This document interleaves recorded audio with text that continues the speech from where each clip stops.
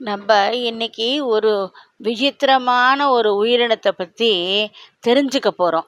நவகுஞ்சரம்னு அதுக்கு பேர். இந்த மகாபாரதத்தில் ஒரு வித்தியாசமான உடலமைப்பை கொண்டதாக இந்த நவகுஞ்சரத்தை பற்றி ஒரு குறிப்பு வருது. அது கூட ஒடிஷா மாநிலத்தில் அந்த கவி சரளதாசர் அந்த மகாபாரதத்தை எழுதியிருக்கார். அதில் மட்டும் இதை பற்றின குறிப்பு வருது.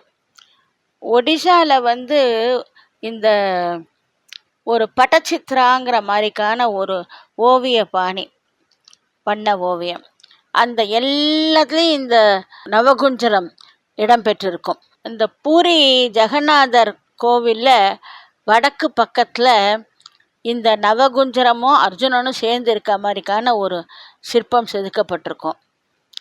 அதுக்கப்புறம் அந்த கோவிலுக்கு அந்த விதானத்துக்கு மேலே நிலச்சக்கரம்னு ஒரு சக்கரம், அதை சுற்றி 9 நவகுஞ்சரங்கள் செதுக்கப்பட்டிருக்கும். அந்த உயிரினம் எப்படி இருக்கும் தெரியுமோ? 9 விதமான பறவை விலங்குகள் அதோட உடல் உறுப்புகள் சேர்ந்ததாக இது இருக்கும்.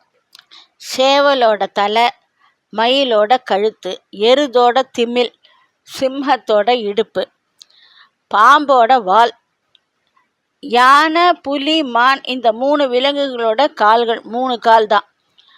4வது காலுக்கு பதிலாக ஒரு மனிதனோட கை, அதில் ஒரு தாமரை பூ, இதெல்லாம் சேர்ந்தது தான் இந்த நவகுஞ்சரம்.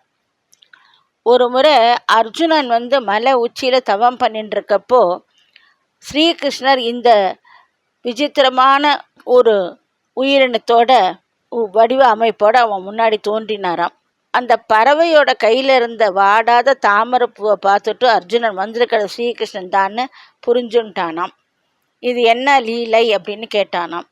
அவர் சொன்னாராம், என்னோட விராட் ஸ்வரூபம் இது, எங்கேயும் வியாபிச்சிருக்கிறவன். மனிதனோட எண்ணங்கள்லாம் ஒரு எல்லைக்குள்ளே வரையறுக்கப்பட்டது. ஆனால் பிரபஞ்சம் அப்படி இல்லை, விரிந்து பறந்தது, எல்லை இல்லாதது. அதை உனக்கு உணர்த்துறதுக்காகத்தான் நான் இப்படிப்பட்ட ஒரு தோற்றத்தில் உனக்கு நான் காட்சி கொடுத்தேன் அப்படின்னு சொன்னாராம்.